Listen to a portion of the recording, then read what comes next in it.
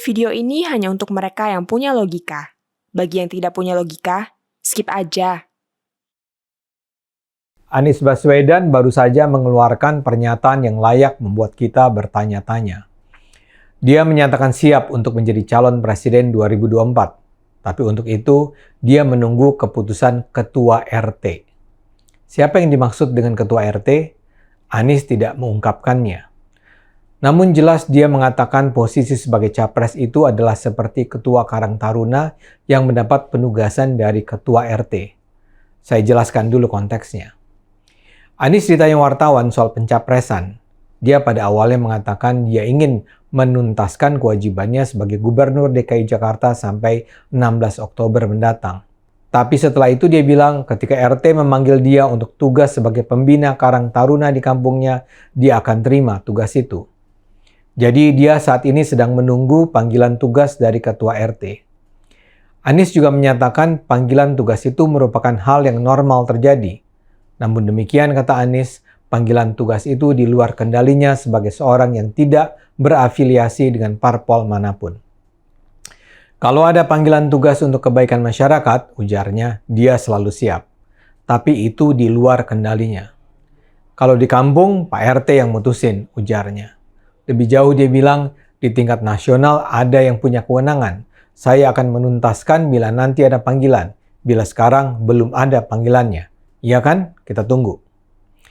Kata-kata Anies ini layak dicermati. Dia secara sadar menyebut bahwa dia menunggu panggilan tugas dari RT. Artinya ada pihak tertentu yang akan menugaskan dia menjadi capres. Anies saat ini diketahui memang belum bisa menyatakan diri sebagai capres karena untuk itu dia harus dicalonkan oleh sejumlah partai politik. Tapi rasanya aneh sih kalau dia menyamakan RT dengan parpol. Parpol bukan atasan Anies. Dia spesifik mengandaikan adanya RT. Wajar rasanya bila kita bertanya siapa yang dimaksud Anies sebagai atasan yang memiliki otoritas untuk menugaskan dia menjadi capres. Ini menarik karena Anies belakangan ini menunjukkan dia siap menjadi capres 2024. Salah satu yang paling banyak disebut adalah ketika Anies diwawancara kantor berita Inggris Reuters di Singapura. Saya siap mencalonkan diri sebagai presiden jika sebuah partai mencalonkan saya, kata Anies dalam wawancara itu pada 16 September. Dia menambahkan, karena dia tidak menjadi anggota partai apapun, maka terbuka ruang untuk berkomunikasi dengan semua faksi. Dia juga menyebut hasil survei independen yang menempatkan dirinya sebagai salah satu calon kuat dalam Pilpres 2024. Kata Anies, dia tidak pernah meminta lembaga survei untuk melakukan survei terhadap elektabilitas dirinya. Namun, survei tersebut menunjukkan bahwa dia adalah calon yang diperhitungkan walaupun dia sendiri belum berkampanye. Survei itu memberi saya kredibilitas, ujar Anies.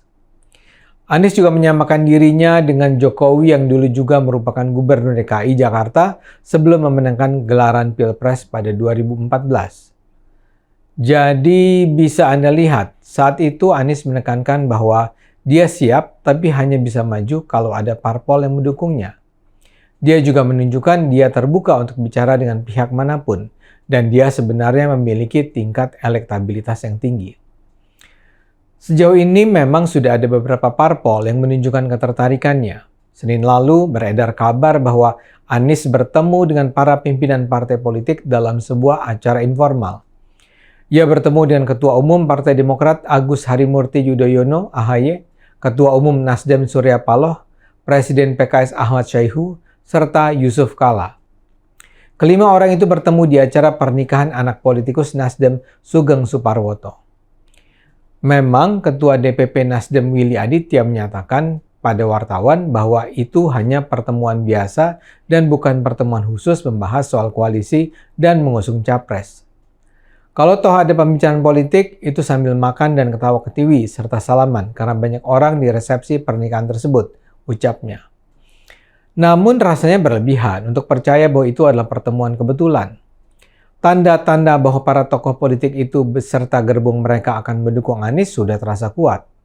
Mantan Wapres Yusuf Kala sejak lama dikenal sebagai mentor dan penyandang dana Anies.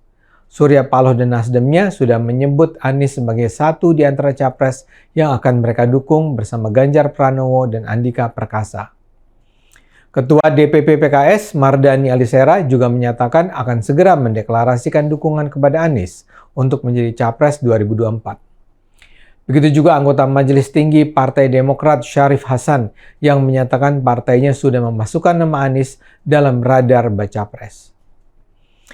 Karena itu pertemuan ini layak dibaca sebagai bagian dari proses menuju koalisi pendukung Anies menuju 2024. Kubu Anies diketahui saat ini sudah semakin aktif mengkampanyekan dirinya.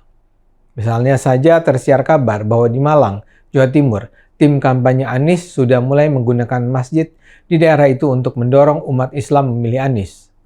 Di Masjid Al-Amin di Malang disebarkan tabloid yang isinya dipenuhi dari halaman depan sampai halaman akhir tulisan tentang keunggulan Anies. Covernya berjudul "Mengapa Harus Anies?". Tabloid ini disebarkan saat umat akan melakukan ibadah sholat Jumat. Founder tabloid itu adalah Ramadan Bohan, yang pernah menjadi anggota DPR dari Partai Demokrat. Yang menarik, takmir masjid tersebut mengaku bahwa mereka tidak tahu siapa yang menyebarkan tabloid tersebut.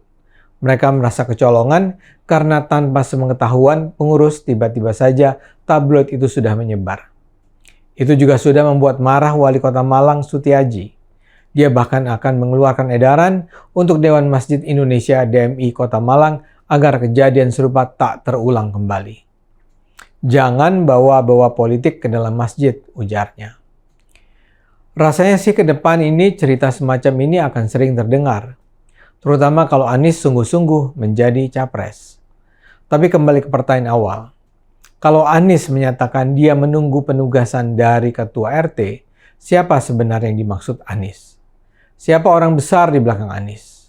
Kepada siapa pesan Anies itu ditujukan? Ini adalah pertanyaan vital yang masih harus kita tunggu jawabannya. Ayo gunakan akal sehat, karena hanya kalau kita gunakan akal sehat, negara ini akan selamat.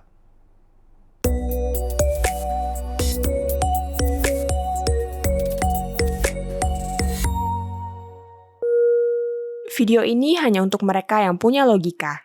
Bagi yang tidak punya logika, skip aja.